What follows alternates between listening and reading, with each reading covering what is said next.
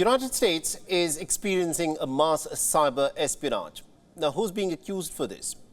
The authorities say that Chinese hackers are at play here. Hackers have broken into emails of hundreds of public and private organizations. A Google-owned company has said that the victims have been targeted in 16 different nations.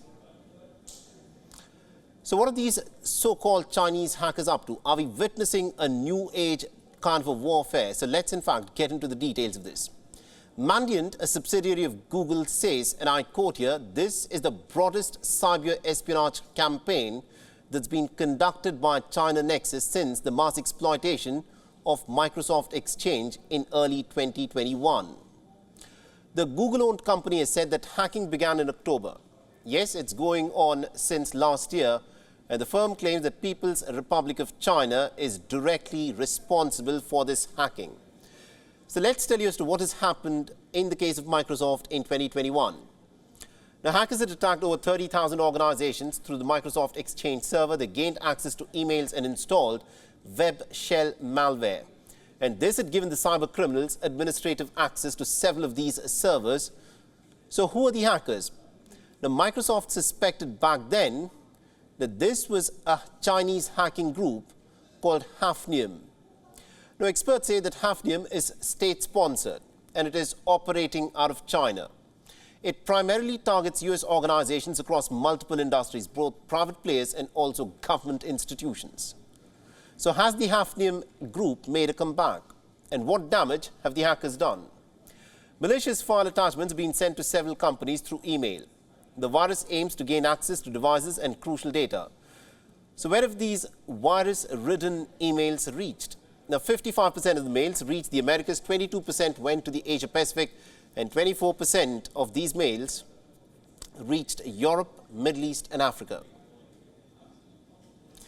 The malicious emails even reached foreign ministries, foreign trade offices, and academic organizations.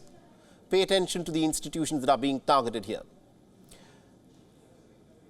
So what did these institutions and companies do to block these hackers? Well, a security company released a containment and a remediation patch to guard the systems, but the hacking group, of course, altered its malware and continued to maintain access. And that is not all.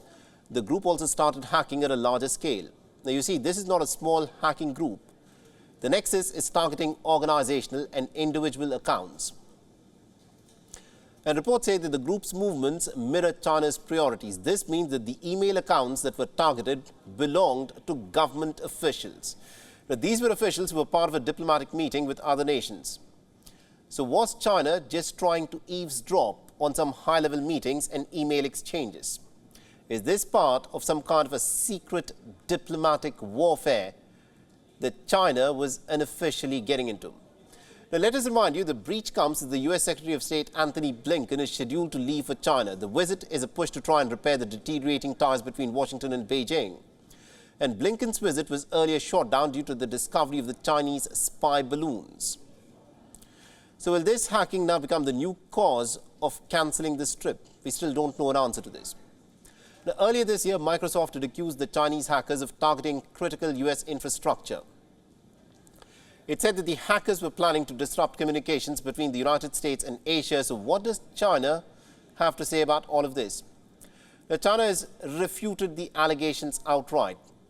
Instead, it has accused the United States of engaging in cyber espionage against China. Now, Beijing has also said that the United States hacks into computers of universities and companies. Now, why has China denied the hacking claims? Is Beijing truly carrying hacking warfare with the world?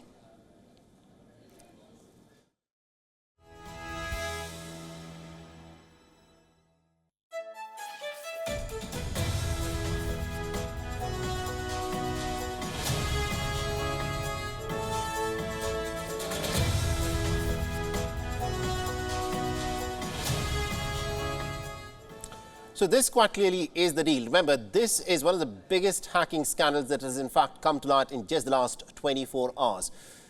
Now, we do not need, of course, to tell you as to how hacking works and the implications of this without even firing a bullet with the use of hacking on critical infrastructure websites, it is possible for another nation to virtually paralyze a nation. And this is, of course, the biggest fear. And that is the reason why this hacking on government institutions and top officials has been taken very seriously. WION is now available in your country. Download the app now and get all the news on the move.